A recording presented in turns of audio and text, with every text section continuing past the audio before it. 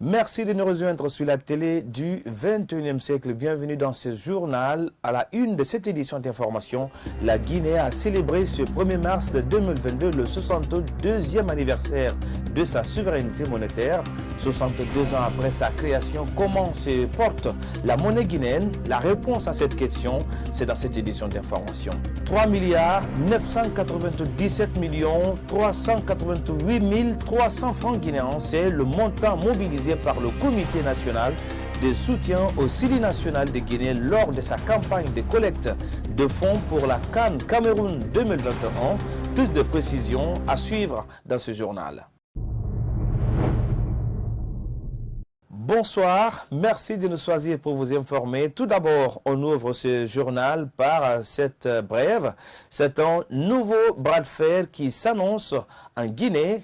4 ans, c'est le délai qui semble être retenu par le CNRD pour la transition guinéenne. Dans un communiqué publié ce jeudi, le Front national pour la défense de la Constitution informe qu'il s'oppose avec détermination toute idée d'une transition longue. La coordination nationale du FNDC prévoit la reprise des manifestations pacifiques et citoyennes à l'effet de sauver la transition en cours. On reviendra sur cet élément dans nos prochaines éditions. Comme annoncé dans les titres, la Guinée a célébré ce 1er mars 2022 le 62e anniversaire de sa souveraineté monétaire, une souveraineté sans laquelle l'indépendance économique du pays serait difficile. À l'occasion de cette célébration, notre rédaction a rencontré un économiste qui est revenu sur l'évolution historique de la monnaie guinéenne. Reportage Yaya Bari et Ibrahima Diallo.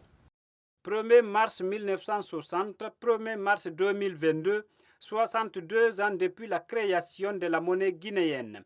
À l'occasion de cette célébration, Dr Makanera Kake revient sur l'historique de la monnaie guinéenne. Le 1er mars 1960, la Guinée s'est dotée d'une monnaie, le franc guinéen. Donc, on a accédé à notre souveraineté monétaire qui a permis à la Guinée de conserver jalousement son indépendance économique. Sans cette souveraineté monétaire, cette grande décision des autorités d'alors, l'indépendance politique de la Guinée serait difficilement maintenue jusqu'à aujourd'hui. Donc déjà, c'est une très très bonne chose du fait qu'on a opté pour notre propre monnaie. Le franc guinéen, si vous vous souvenez très bien, 300 francs guinéens étaient échangés contre $1, 300 francs. Aujourd'hui, environ, on roule autour de 1000 francs guinéens contre $1 environ. Ce qui signifie que le programme d'ajustement structurel a réellement impacté l'état de la santé de notre monnaie. 62 ans de souveraineté monétaire, comment se porte le franc guinéen de nos jours? 2020-2021, $1 partait jusqu'à 1150, 1200 francs. Aujourd'hui, on est autour de 800. Donc, ça signifie le dollar, plutôt le franc guinéen se porte de mieux en mieux par rapport aux 2 dernières années. Quant à la hausse vertigineuse des prix des denrées de première nécessité, malgré cette stabilité économique, Dr Makanera Kake explique. On sait que les prix augmentent. Ça pèse lourd dans le panier de la ménagère, mais il y a plusieurs facteurs. Nous avons des facteurs exogènes, nous avons ce qu'on appelle l'inflation importée. Deuxième facteur qui n'est pas moindre d'importance, c'est qu'en réalité, nous produisons moins. Lorsque la production n'est pas soutenue, l'économie est faible, la monnaie obligatoirement devient faible. Pour revaloriser la monnaie guinéenne, ce docteur en finances publiques propose. Donc il faudrait qu'on puisse avoir une forte capacité de production pour nous permettre de réduire nos importations et aussi nous permettre d'exporter. Dès qu'on exporte, notre monnaie va avoir de la valeur. Donc on est dans une conjoncture où on a le niveau de l'importation est élevé et le niveau de la production reste très bas. Finalement, c'est notre monnaie qui prend le coup et que la monnaie se détériore. L'autre actualité phare de ce journal, suite à la déclaration d'incompétence par le tribunal de première instance de Dixine dans le dossier qui oppose les anciens premiers ministres Cellou Dalein Diallo et Sidya Touré et le patrimoine bâti public, les manifestations ont repris sur l'Axe Le Prince. Réagissant à la situation sociopolitique actuelle du pays, le président du parti Mouvement pour la solidarité et le développement, MSD, met en doute la gestion du gouvernement de la transition. Suivez. À Conakry, l'accalmie n'aura été qu'une courte durée. Dans la journée de ce lundi, les pratiques habituelles ont repris dans la capitale. Circulation paralysée, les jeunes manifestants dans la rue, tel était le constat ce lundi sur la route Le Prince. Face à cette situation, Dr Abdoulaye Diallo déplore l'évolution politique en Guinée et met doute la gestion de la transition. Bon, c'est regrettable quand même de constater qu'il n'y a pas de politique en Guinée. C'est de la polémique, une imposition de militaires guinéens qui n'ont ni la formation intellectuelle, ni l'approche politique pour aborder les problèmes du pays. C'est malheureux de le constater parce que Doumbouya a suscité un grand intérêt pour le peuple, mais malheureusement ça a été de courte durée. Pour le président du Mouvement pour la solidarité et le développement, MSD, la manifestation était moins pour exprimer sa colère. Il faut que le peuple manifeste. C'est-à-dire la manifestation, il y a beaucoup de choses. C'est montrer, manifester, c'est prouver. On n'est pas d'accord avec ce qui se passe. Par la violence, par ceci, par la manifestation, par l'armée, par la guerre. La guerre, ça peut être par le stylo, par les chansons de reggae man, ainsi de suite. Maintenant, ici chez nous, toujours le pouvoir pousse les gens à la violence parce qu'ils n'ont pas d'idées. Quand tu as des idées pour débattre, on peut manifester par les idées, par un discours. Mais malheureusement, ici chez nous, tellement que les gens sont frustrés et tellement que le vis-à-vis, ce qu'on appelle le pouvoir, est bloqué, on est toute colère et se manifeste par la violence. Poursuivant, Dr Abdoulaye Diallo lance un appel particulier au président colonel Mamadi Doumbouya. Mamadi Doumbouya doit savoir qu'il est l'unique personne responsable devant Dieu et devant les hommes. Il a accepté d'être le premier cité de cette gente. En tout cas, il faut savoir que c'est lui seul qui va rendre compte devant la Guinée, devant les Africains, devant tous les hommes de la terre et devant Dieu lui-même. S'il accepte la pagaille, il ne va pas s'en sortir. S'il veut l'ordre, la discipline, nous sommes là pour l'aider. Nous ne pourrons que l'aider parce que nous voulons que le pays marche, que nous exerçons le pouvoir dans le calme et la sérénité. La preuve que c'est bon, c'est quand ça calme. C'est le prophète Mohammed sallallahu alayhi wa sallam qui le dit. A rappeler que cette manifestation fait suite à la déclaration d'incompétence du tribunal de première instance de Dixine dans les dossiers qui opposent les anciens premiers ministres Cellou Dalein Diallo, Sidya Touré et le patrimoine bâti public. On en vient à cette autre actualité, faire la lumière sur la situation financière de la campagne de collecte de fonds pour la CAN Cameroun 2021. C'est l'objectif d'une conférence de presse animée ce lundi par le Comité national de soutien au Sili national au siège du COCAN. Au total, le comité a pu mobiliser 3 milliards 397 388 300 francs guinéens. Suivez cet élément de reportage. Après l'élimination du Sili national de Guinée en quart de finale par la Gambie lors de la CAN au Cameroun, des interrogations persistent dans le milieu du football sur l'utilisation des fonds mobilisés par le comité de soutien du Sili. Évidemment, on a démarré avec beaucoup de difficultés puisque beaucoup de gens ne croyaient pas en cette équipe au début. Et puis au fur et à mesure, on a convaincu effectivement les Guinéens et plus particulièrement les entreprises qui ont commencé à se mobiliser. On a mobilisé environ 3 milliards 390 millions à peu près de francs guinéens.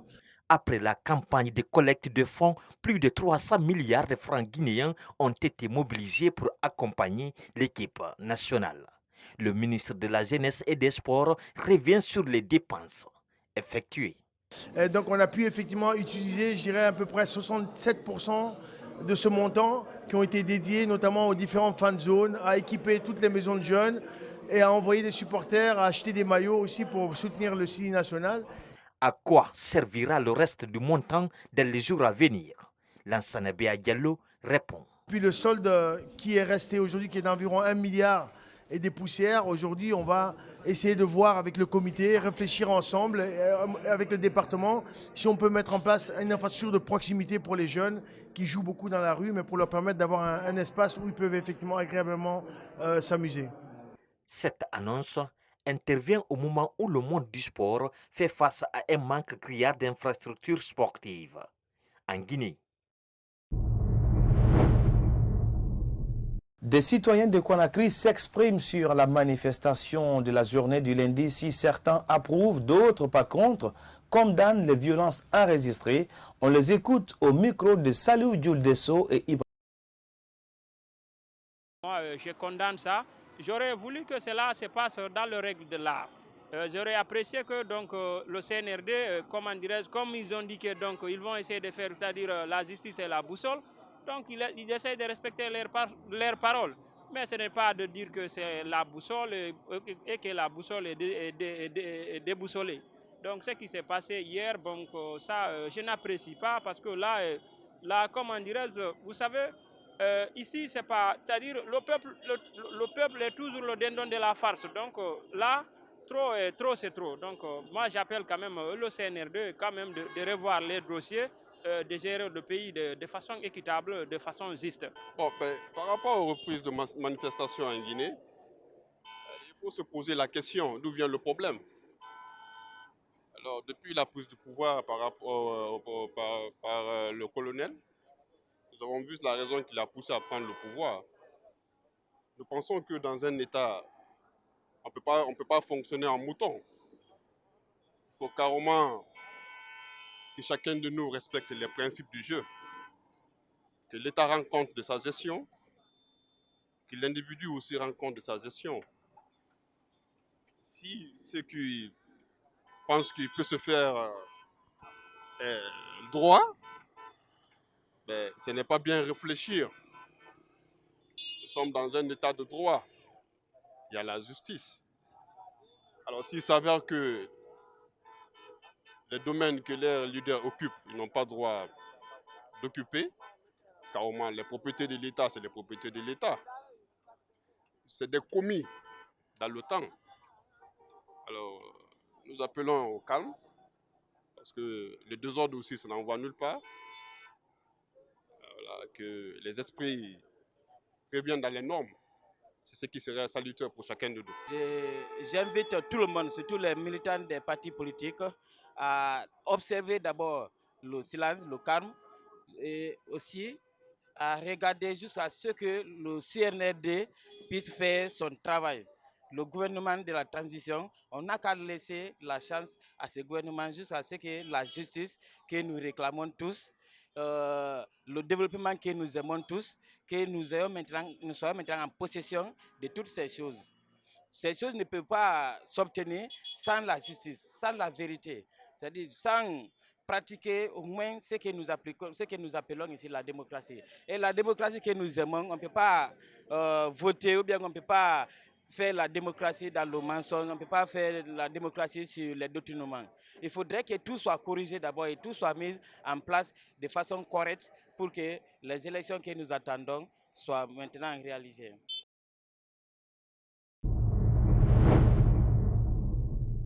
À présent, on parle de sport dans cette édition d'information. Le championnat national de karaté a pris fin à Conakry. Durant 3 jours, le palais des sports du stade du 28 septembre a vibré au rythme du karaté. Plus de 58 clubs ont pris part à cette compétition. Le président de la Fédération guinéenne de karaté s'est réjoui du déroulé de cet événement sportif. Ibrahim Diallo. Durant 3 jours, le palais des sports de Conakry a vibré au rythme du championnat national de karaté. Plusieurs clubs de la capitale et ceux de l'intérieur du pays ont pris part à cette compétition. Le président de la FEGICAMA s'est réjoui du déroulé. Vous avez compris aisément que le niveau de karaté a vraiment rehaussé par rapport à l'année dernière. Aujourd'hui, eu égard au combat des champions d'Afrique aujourd'hui, il y a certains aujourd'hui qui ont rapporté le championnat d'Afrique de karaté dans leurs catégories respectives qui sont battus aujourd'hui. Donc ça voudrait dire simplement que le niveau est très très élevé de karaté aujourd'hui. Ça nous a permis aussi spécialement de détecter des talents et des meilleurs d'ailleurs dans les catégories des cadets, bien sûr. 2 fois champion de Guinée de sa catégorie et vice-champion d'Afrique, Mamadi Touré ne compte pas s'arrêter là. Je me prépare pour le championnat, mais pas pour le championnat national. En fait, je me prépare encore pour le championnat d'Afrique qui va bientôt se débuter au Sénégal. Donc le travail, ça vient juste de commencer. Donc je ne vais pas me limiter là. Il faut que je travaille, que je devienne champion d'Afrique un jour. Et encore, je cherche le titre mondial qui est le championnat du monde. Donc le travail, ça continue.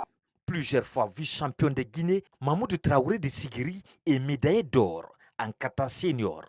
Je suis très très heureux ce soir, ce matin, d'avoir été champion dans mon catégorie. Ça fait 2 ans que je suis vice-champion de mon catégorie. Dieu merci, cette année je suis le super champion de Guinée dans mon catégorie en kata. A noter que cette compétition a regroupé 3 catégories, à savoir le cadet, junior et senior. Les différents champions viendront galvaniser les équipes nationales, a déclaré le président de la Fédération guinéenne de karaté. Voilà, c'est la fin de cette édition d'information. Merci à toutes et à tous pour votre aimable attention. On se reprend sur la télé du 21e siècle pour d'autres informations. Surtout, ne quittez pas sur cette télé car l'information continue sur Star 21 TV. Et au revoir.